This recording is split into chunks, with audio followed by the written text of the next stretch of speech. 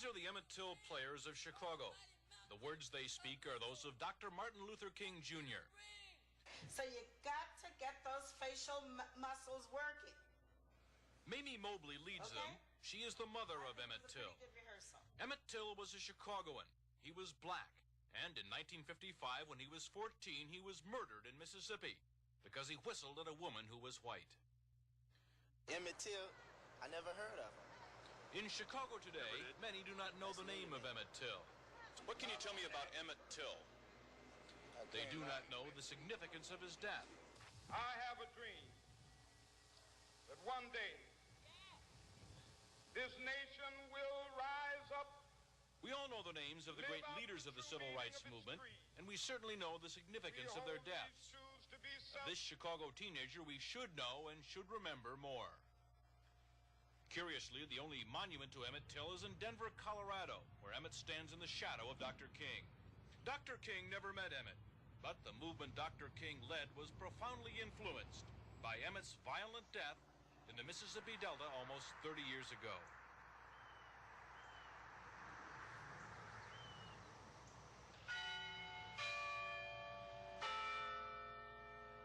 The story of Emmett Till unfolds in part in LaFleur County, Mississippi, where the Confederate soldier by the courthouse keeps an eternal vigil.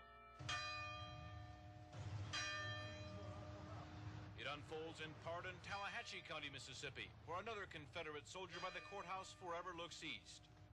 But the story of Emmett Till begins 8 miles north of Greenwood in Money, Mississippi, which is about as small as a town can get.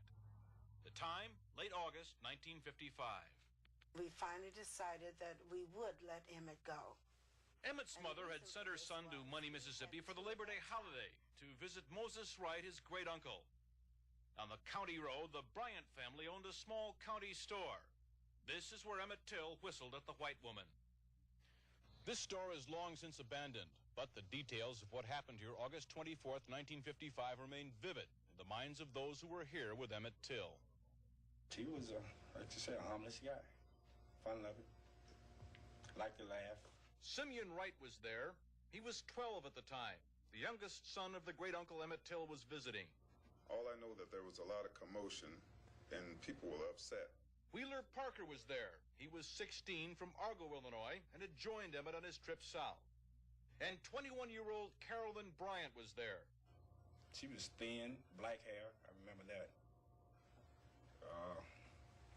Small face. She was a small-built woman. She was one of the prettiest 21 or 2-year-old women I ever saw in my life.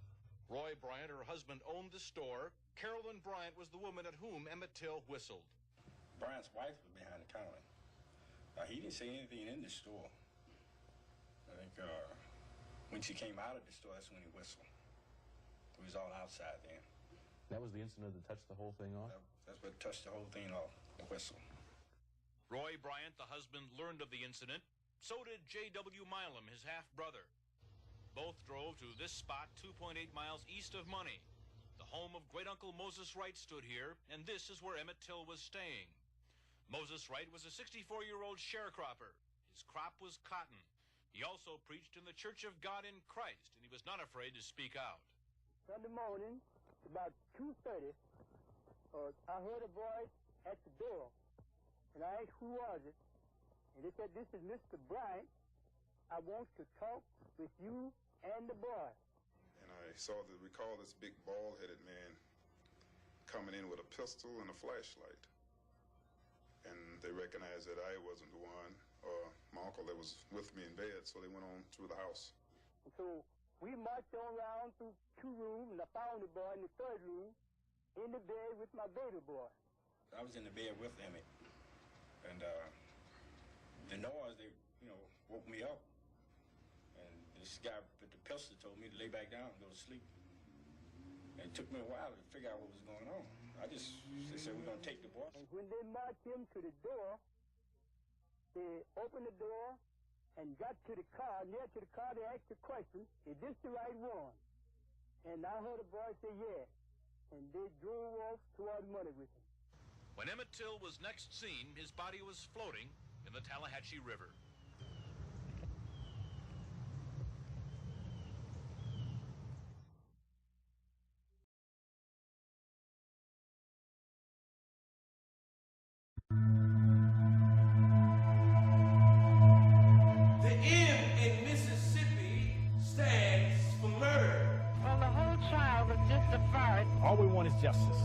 get justice, then we can close it.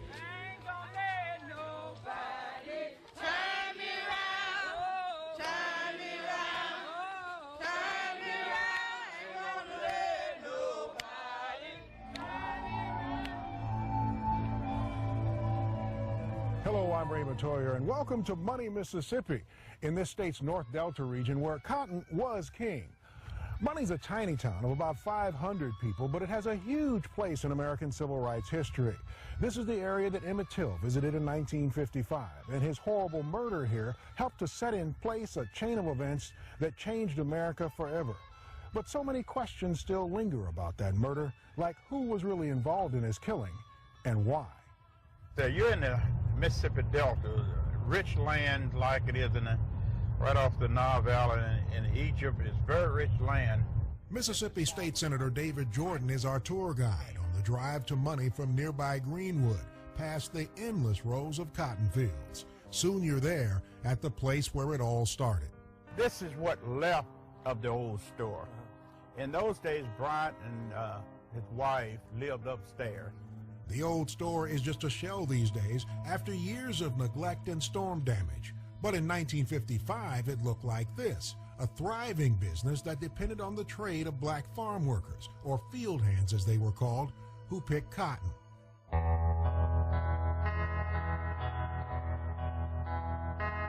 Emmett Till was born and raised in Chicago, but like millions of African Americans, he had deep Southern roots.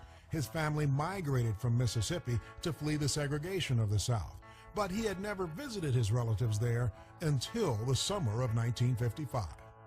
Emmett, I'm sorry, but we've already made plans, and besides, I'm not too sure about you going down there. This scene from the play The Face of Emmett Till shows the concern his mother Mamie had about him visiting Mississippi. Promise me, Emmett. I'll promise. It can't be that bad. Y'all don't have to worry about me. I'll be all right. About a week after arriving, Emmett and his cousins went to visit the Bryant grocery store in Money to get candy and other snacks. One of those in the group was Wheeler Parker, who had come to Mississippi with Emmett from Chicago. Well, I went into the store and I purchased some things, and Emmett came in, so I left out. And I can't remember if my Uncle Simi was with Emmett at the time or not, but I left him in there, and Simi was in there with him. Inside the store was Carolyn Bryant, the wife of the store owner. Emmett left the store with his cousin Simeon just ahead of Carolyn Bryant, and that's when he did the unthinkable for a black boy in Mississippi. They came out, and then Miss Bryant came out, and Emmett whistled, with the wolf whistle, and we could not believe that he had done this. The whistle was spur of the moment. We don't know why he did it. But I personally think he was trying to show off to us. And of course, he told us not to tell Dad. It cost him his life. And he had no idea. He had no idea what he had done. They drove away and hid in the fields, thinking that someone was after them. But no one ever came that night. And the boys thought they had gotten away clean until early Sunday morning, August 28th, 1955. That night, oh man, it was pure terror. That's a night that I will never forget. And thinking that I could hear them out there talking, and all of a sudden I realized that I could feel death, it seemed. I said, I'm getting ready to die, because they told you before you went there, if anything happened like that, you could not get help from anyone. Then I heard this commotion in the bedroom that Emmett and I was in. We was sharing the same bed, and I woke up, I saw Roy Bryant and J.W. Mylan. And I didn't know J.W. Mylan, but I recognized Roy Bryant. And they ordered me to lay back down and go back to sleep. And they made Emmett get up and put his clothes on. And, I'm sitting there, laying there trying to figure out where they're going to take him. I still don't know who these people are. The kidnappers were Roy Bryant, the store owner and husband of Carolyn Bryant, along with his half-brother, J.W. Mylan. They drove Emmett around in the back of a truck, eventually taking him 30 miles away to a farm near the town of Drew, Mississippi. This used to be a crib where they keep the cottonseed and stuff like that. And the FBI came, and they They dug up about 6 to 8 inches of the dirt floor, and they sifted all this. Jeff Andrews, a local dentist, owns that farm today, including the infamous barn where Emmett Till was beaten and tortured until dawn early that Sunday morning. The rafters, the beams and stuff up there are still all original, and that was supposedly, I guess, where the rope was hung. They hung him up here, beat him, and you know, that kind of stuff, and then they just shot him probably right before they dumped him in the river. That's kind of the summation I get from the people I talked to. So, you know, now whether he was dead whenever he left here, I guess nobody really knows that. But Emmett's family never saw him alive again. His body was found days later in the Tallahatchie River, tied to a huge fan. To this day, his cousin Simeon regrets that they kept the whistling incident a secret from his father. If we had told, I believe he would have got Emmett out. And then he would have prepared in a way that there's an old scripture that says that if the good man of the house had known that thief was coming, he would have prepared himself. Daddy would have been prepared.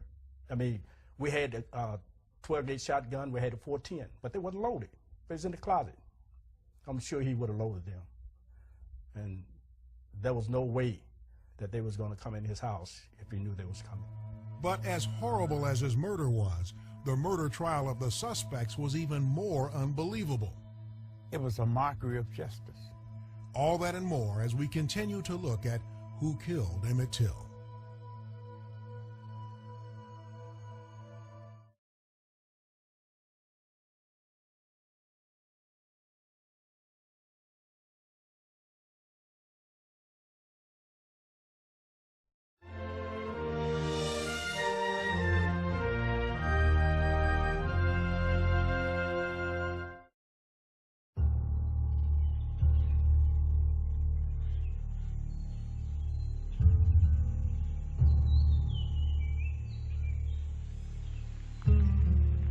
This is the muddy backwoods Tallahatchie River, where a weighted body was found, alleged to be that of young Emmett Till.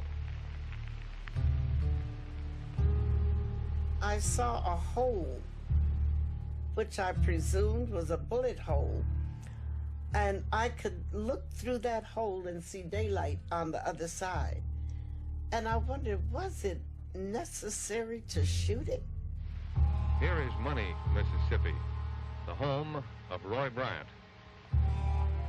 It was here that the Chicago Negro boy, Emmett Till, is alleged to have paid unwelcome attention to Roy Bryant's most attractive wife. When white women was on the streets, you had to get off of the street. That was a way of life. And all white woman would have to say was, that nigger kind of looked at me, assessed me.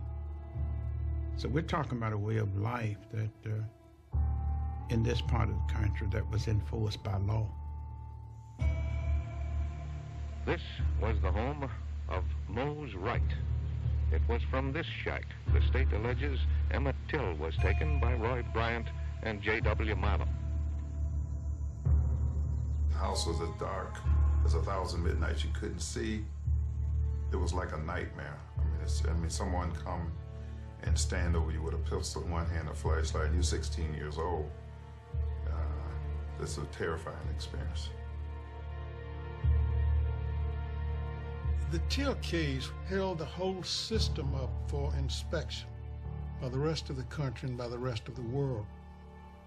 It was the beginning of the focusing on the problems between the races in the Deep South that culminated in the ultimate civil rights battles of the rest of the 50s and into the 60s. I think black people's reaction was so visceral, and I think it was probably more than anything else in terms of the mass civil rights movement, the spark that launched it. Everybody knew we were under attack, and that attack was symbolized by the attack on a 14-year-old boy.